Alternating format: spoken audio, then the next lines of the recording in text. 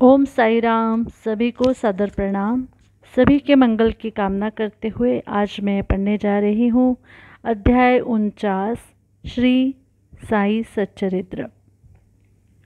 प्रस्तावना। जब वेद और पुराण ही ब्रह्म या सद्गुरु का वर्णन करने में अपनी असमर्थता प्रकट करते हैं, तब मैं एक अल्पज्ञ प्राणी अपने सद्गुरु श्री साई बाबा का वर्णन कैसे कर सकता हूँ। मेरा स्वयं का तो यह मत है कि इस विषय में मौन धारण करना ही अति उत्तम है। सच पूछा जाए तो मूक रहना ही सद्गुरु की विमल पताका रूपी विरुदावली का उत्तम प्रकार से वर्णन करना है। परंतु उनमें जो उत्तम गुण हैं वे हमें मूक कहाँ रहने देते हैं। यदि स्वादिष्ट भोजन बने और मित्र तथा संबंधी आदि साथ बैठकर न खाए तो वह नीरस सा प्रतीत होता है, और जब वही भोजन सब एक साथ बैठकर खाते हैं तब उसमें एक विशेष प्रकार की सुस्वादुता आ जाती है। वैसी ही स्थिति साई लीलामृत के संबंध में भी है। इसका एकांत में रसास्वादन कभी नहीं हो सकता। यदि मित्र और पारिवारिक जन सभी मिलकर इसका रस लें तो और अधिक आनंद आ जाता है। श्री साई बाबा स्वयं ही अंतः प्रेरणा कर अपनी इच्छानुसार ही इन कथाओं को मुझसे वर्णित करा रहे हैं। इसलिए हमारा तो केवल इतना ही कर्तव्य है कि अनन्य भाव से उनके शरणागत होकर उनका ही ध्यान करें। तप, साधन, तीर्थयात्रा, व्रत एवं यज्ञ और दान से हरि भक्ति श्रेष्ठ है, और सद्गुरु का ध्यान इन सब में परम श्रेष्ठ है। इसलिए सदैव मुख से साई नाम का स्मरण कर उनके उपदेशों का निधिध्यासन एवं स्वरूप का चिंतन कर हृदय में उनके प्रति सत्य और प्रेम के भाव से समस्त चेष्टाएं उनके ही निमित्त करनी चाहिए। भव बंधन से मुक्त होने का इससे उत्तम साधन और कोई नहीं। यदि हम उपर्युक्त विधि से कर्म करते जाएं तो साईं को विवश होकर हमारी सहायता कर हमें मुक्ति प्रदान करनी ही पड़ेगी। अब इस अध्याय की कथा का श्रवण करें। हरि कानोबा। बम्बई के हरि कानोबा नामक एक महानुभाव ने अपने कई मित्रों और संबंधियों से साईं बाबा की अनेक लीलाएं सुनी थी, परंतु उन्हें विश्वास ही न होता था, क्योंकि वे संशयालु प्रकृति के व्यक्ति थे। अविश्वास उनके हृदय पटल पर अपना आसन जमाए हुए था। वे स्वयं बाबा की परीक्षा करने का निश्चय करके अपने कुछ मित्रों सहित बम्बई से शिरडी आए। उन्होंने सिर पर एक जरी की पगड़ी और पैरों में नए सैंडल पहन रखे थे। उन्होंने बाबा को दूर से ही देखकर उनके पास जाकर उन्हें प्रणाम तो करना चाहा, परंतु उनके नए सैंडल इस कार्य में बाधक बन गए। उनकी समझ में नहीं आ रहा था कि अब क्या किया जाए। तब उन्होंने अपने सैंडल मंडप के एक सुरक्षित कोने में रखे और मस्जिद में जाकर बाबा के दर्शन किए। उनका ध्यान सैंडलों पर ही लगा रहा। उन्होंने बड़ी नम्रतापूर्वक बाबा को प्रणाम किया और उनसे प्रसाद और ऊदी प्राप्त लौट आए।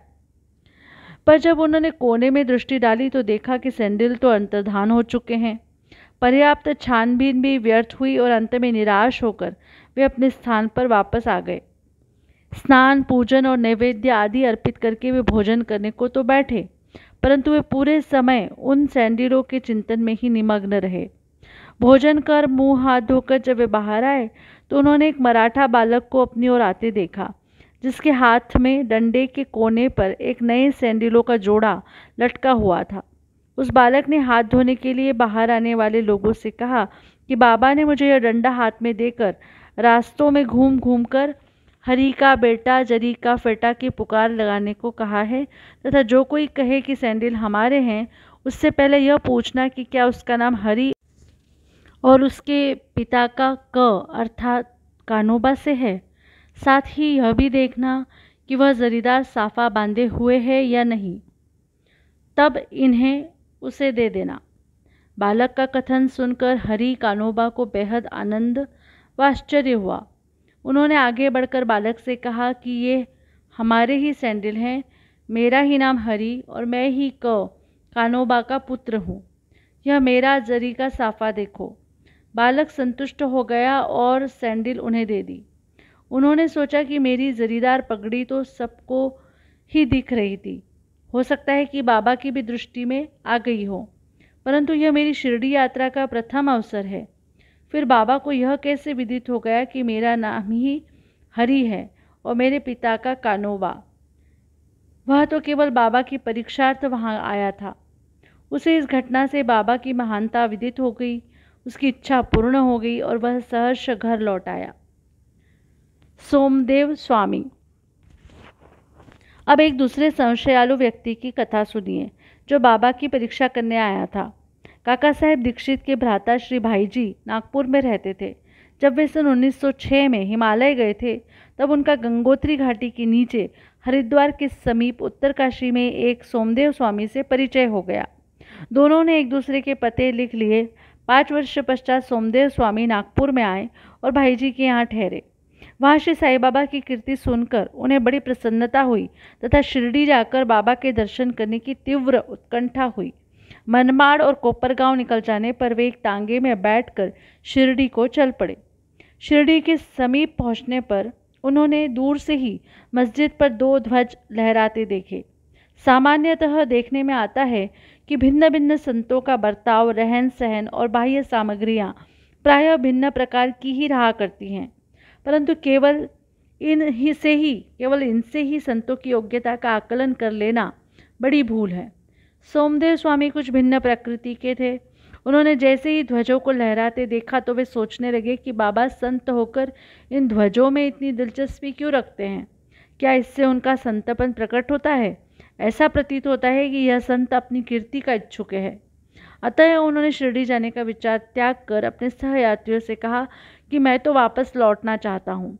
तब वे लोग कहने लगे कि फिर व्यर्थ ही इतनी दूर क्यों आए? अभी केवल ध्वजों को देखकर तुम इतने उद्विग्न हो उठे हो, तो जब शिरडी में रथ, पालकी, घोड़ा और अन्य सामग्रियां देखोगे तब तुम्हारी क्या दशा होगी? स्वामी को अब और भी अधिक घबराहट होने लगी और उसने कहा कि मैंने अनेक साधु संतों के दर्शन किए हैं, परंतु यह संत कोई निराला ही है जो इस प्रकार ऐश्वर्य की वस्तुएं संग्रह कर रहा है। ऐसे साधु के दर्शन न करना ही उत्तम है। ऐसा कहकर वे वापस लौटने लगे। तीर्थयात्रियों ने प्रतिरोध करते हुए उन्हें आगे बढ़ने की सलाह दी और समझाया कि तुम यह संकुचित मनोवृत्ति छोड़ दो। मस्जिद में जो संत हैं वे इन ध्वजाओं और अन्य सामग्रियों या अपनी कीर्ति का स्वप्न में भी सोच विचार नहीं करते। ये सब तो उनके भक्तगण प्रेम और भक्ति के कारण ही उनको भेंट किया करते हैं। अंत में वे शिरडी जाकर बाबा के दर्शन करने को तैयार हो गए। मस्जिद के मंडप में पहुंचकर तो वे द्रवित हो गए। उनकी आंखों से अश्रुधारा बहने लगी और कंठ रुंध गया। अब उनके सब दूषित विचार हवा हो गए और उन्हें अपने गुरु के शब्दों की स्मृति हो आई कि मन जहाँ अति प्रसन्न और आकर्षित हो जाए, उसी स्थान को ही अपना विश्राम धाम समझना चाहिए। वे बाबा की चरण रज में लौटना चाहते थे, परंतु जब वे उनके समीप गए तो बाबा एकदम क्रोधित होकर जोर जोर से चिल्लाकर कहने लगे कि हमारा सामान हमारे ही साथ रहने दो, तुम अपने घर वापस लौट जाओ।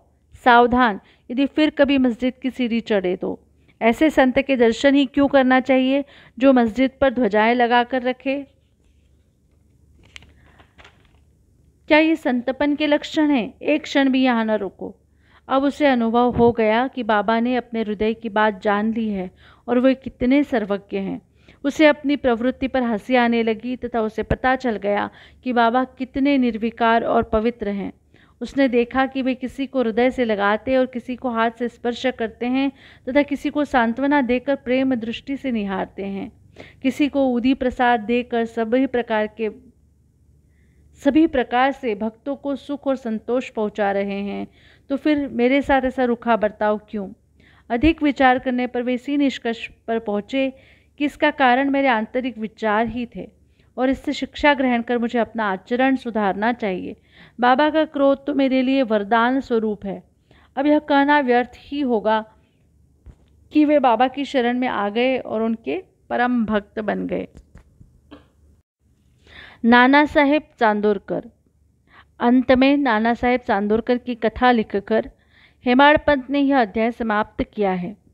एक समय जब नाना साहेब महालसापति और अन्य लोगों के साथ मस्जिद में बैठे हुए थे तो बीजापुर से एक संभ्रांत यवन परिवार श्री साईं बाबा के दर्शनार्थ आया। कुलवंतियों की लाज रक्षण भावना देखकर नाना साहेब वहाँ से निकल जाना चाहते थे, परंतु बाबा ने उन्हें रोक लिया। स्त्रियां आगे बढ़ी और उन्होंने बाबा के दर्शन किए। उनमें से एक महिला ने अपने मुंह पर से घूंघट हटाकर बाबा के चरणों में प्रणाम कर फिर घूंघट डाल लिया। नाना साहेब उसके सौंदर्य से आकर्षित हो गए और एक बार पुनः वह छवि देखने को लालायित हो उठे।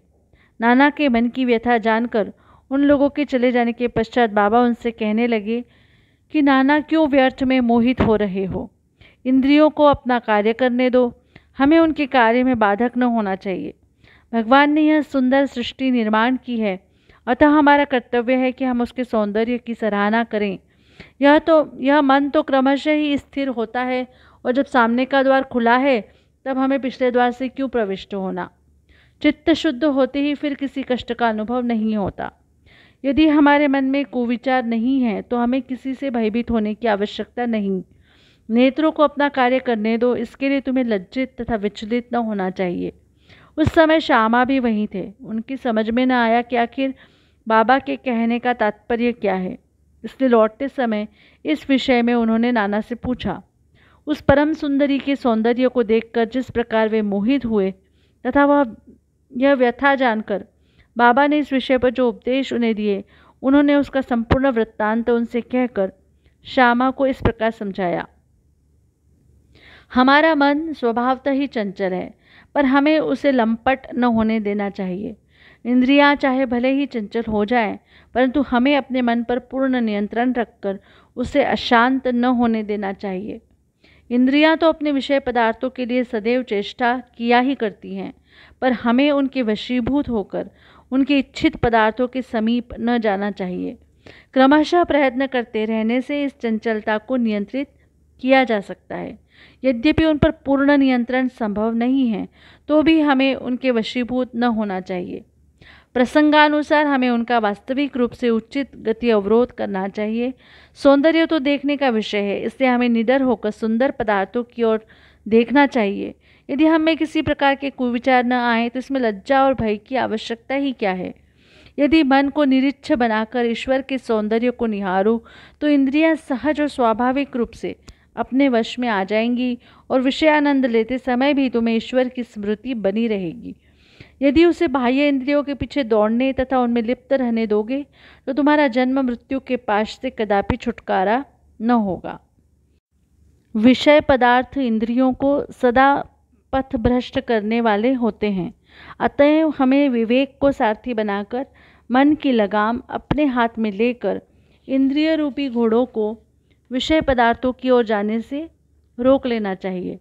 ऐसा विवेक रूपी सारथी हमें विष्णु पद की प्राप्ति करा देगा, जो हमारा यथार्थ में परम सत्य धाम है, और जहाँ गया हुआ प्राणी फिर कभी यहाँ नहीं लौटता। श्री सद्गुरु साईनाथ अर्पणमस्तु। शुभम भवतु।